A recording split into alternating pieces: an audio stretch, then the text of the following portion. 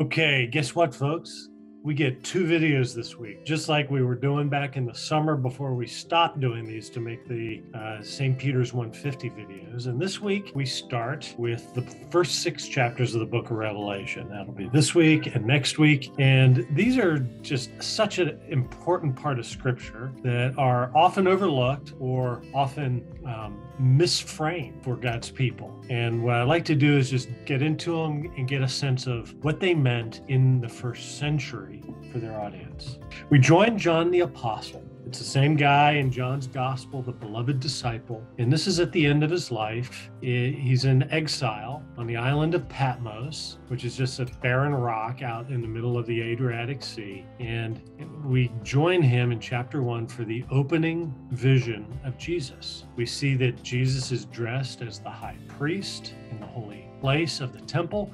He's surrounded by the golden lampstands that lighted that space. And Jesus's appearance here represents God's, doesn't represent God's, it resembles God's appearance in Daniel's vision of the great judgment in chapter 7 of this book.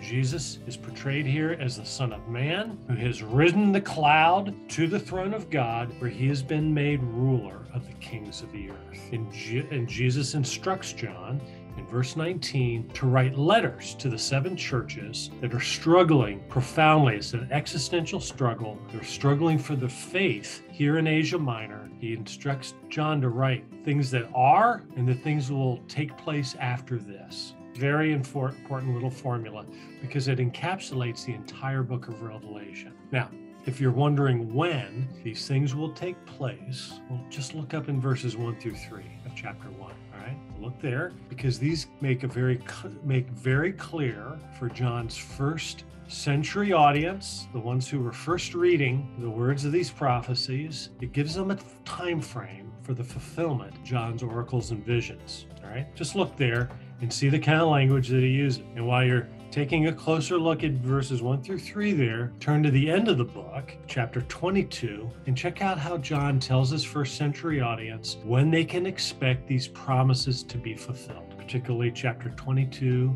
verses 6 through 20, okay?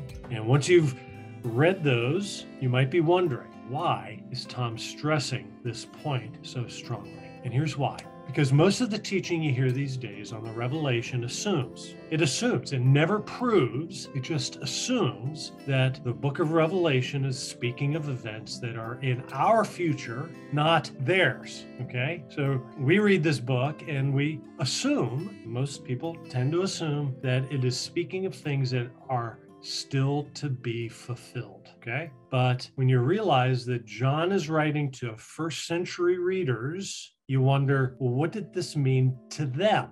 Okay? When John says to his first century audience that these things must shortly take place, he's speaking first to them. And yet, for some reason, modern readers tend to assume that it's speaking things that must shortly take place for us. But these clear, consistent, repeated, and emphatic statements, though they do sometimes get a little muted and blurred by the translators of the New International Version, these were written to first century believers in the midst of their tribulation there in the first century. They were in desperate need of encouragement so that they could continue steadfast in the face of imminent death. Many of their friends and loved ones had already died. They faced martyrdom of their own. Hence the promise, blessing, there in chapter 1, verse 3, of blessing for those who read the words of this prophecy. Those first century readers would have taken these promises to heart. They would have made a huge difference for them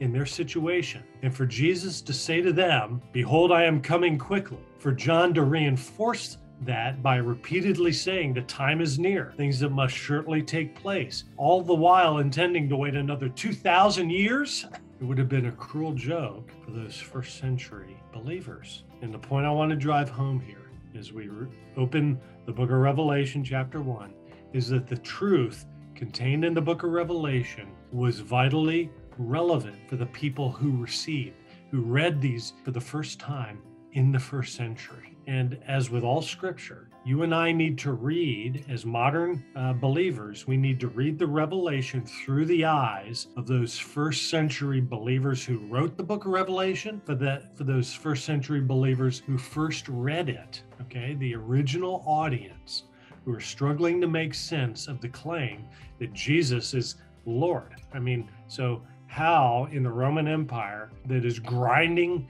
these first century believers under the boot, how in hell, pardon my French, is Jesus King of Kings and Lord of Lords? They'd heard this thought, they'd heard this idea, they'd heard this claim, and all they could do is scratch their heads and say, well, it doesn't really seem like he's King of Kings. So the book of Revelation is written to give heaven's perspective to those first century believers on how in the world Jesus is king, how the world has changed since Jesus, the Son of Man, who rode the cloud into heaven, just as Daniel saw he would in chapter 7, how the world has changed since Jesus ascended, okay? How the cosmos has changed since his enthronement as Lamb upon the throne. So keep reading with that lens in mind. In our confusing and chaotic world, we need to see Jesus through the same lens as the book of Revelation. We need to see heaven's perspective